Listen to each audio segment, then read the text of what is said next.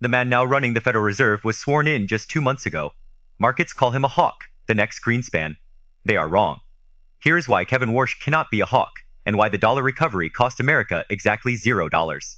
2 weeks ago, the US and Iran went to war. The 30-year Treasury yield shot to 5.1%, the highest since 2007. If the Fed had hiked rates, that yield was heading straight to 6%. Now ask the real question, who actually owns US debt? The Federal Reserve and America's own commercial banks. Not China, not Japan, the US system itself.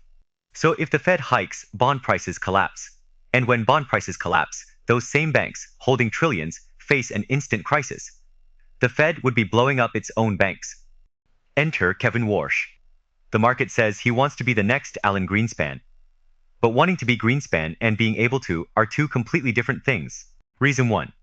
Greenspan ran the Fed during globalization. America was pushing manufacturing out. Today it is the opposite, deglobalization, and a hollowed-out factory-less economy.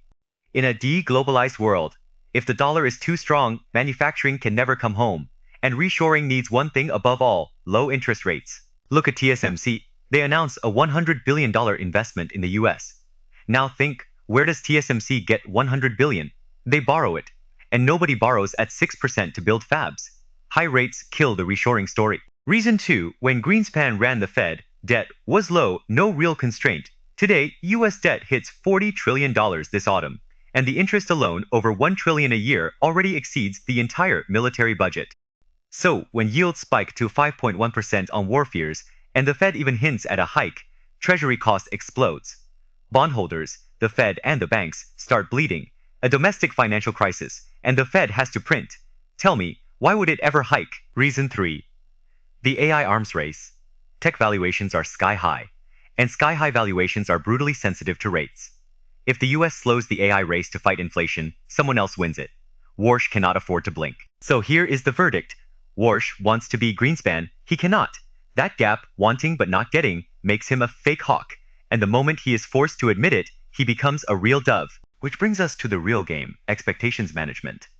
Warsh scrapped the Fed forward guidance, no more roadmaps, just his mouth, moving markets. It is like a parent telling a kid, I will beat you if you watch TV. They never do, but the kid is still scared.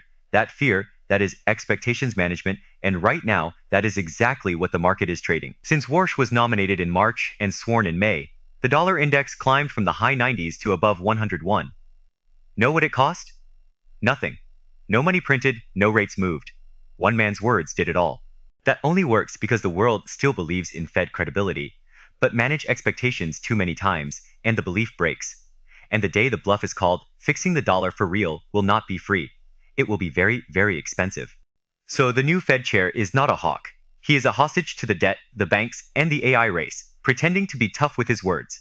Want the next breakdown of who really runs US rates? Hit subscribe, and I will see you in the next one.